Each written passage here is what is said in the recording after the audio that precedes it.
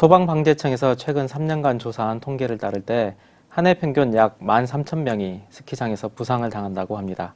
유형별로 보면 혼자서 넘어지는 경우가 55%로 가장 많았고 이용자 간의 충돌로 인한 부상이 35%, 그 외에 시설물의 하자로 인해 사고가 발생하는 경우도 10% 정도로 발생하고 있습니다. 특히 한겨울 추운 날씨 탓에 스키를 타다 사고가 나면 그 부상의 정도가 심각한 경우가 많습니다. 네. 스키를 즐겁고 안전하게 즐기시기 위해서는 사전 준비 운동을 철저히 하시고 이용에 필요한 안전수칙도 잘 지키시는 것이 좋을 것 같습니다. 네.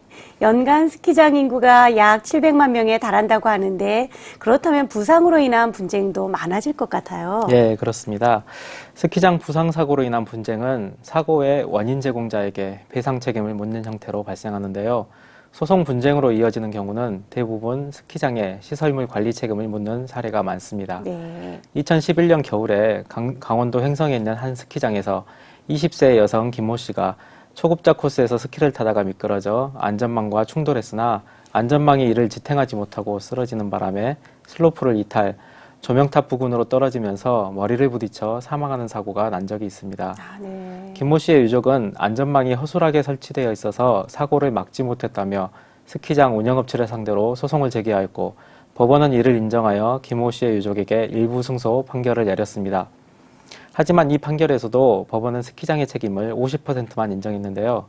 김모 씨가 스키를 처음 타면서도 별도의 강습을 받지 않았던 점, 또 안전모 등의 안전장비를 제대로 착용하지 않은 점 등이 사고 발생에 영향을 주었다는 이유 때문이었습니다. 네. 무엇보다도 스키라는 운동은 그 특성상 미끄러지거나 넘어지는 위험이 수반되는데 어느 정도 이를 감수하고 스스로의 의사로 스키를 타기로 결정을 했다는 점 등이 이용객의 과실로 반영되는 것이 일반적이기 때문에 스키장의 책임이 상당 부분 경감되는 경우가 많습니다.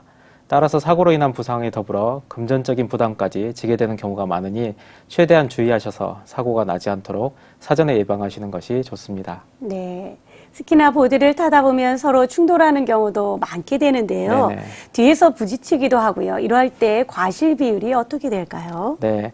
이용객들 간에 충돌을 하는 경우에 스키장을 보통 신호등 없는 하얀 교차로라고 하는 이유가 여기에 있습니다. 이러한 경우에는 보통 교통사고의 경우와 같이 쌍방의 과실을 파악해서 과실 비율대로 책임을 분담하는 것이 일반적입니다.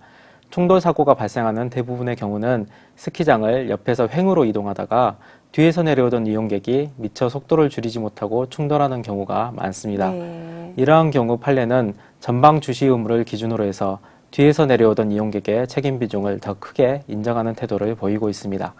다시 말해 앞에 있는 이용객이 후방에서 접근하는 이용객을 피할 가능성은 적고 뒤에서 내려오는 이용객이 전방을 잘 살피면서 속도 및 방향을 조절하여 충돌을 방지해야 할 책임이 더 크다고 보는 것입니다. 네. 이용객 간의 충돌 사고는 민사적인 손해배상뿐만 아니라 형사적으로 과실치사상 등의 죄책을 물어 벌금형에 처해지는 사례도 많으니까 각별히 주의하셔야 합니다.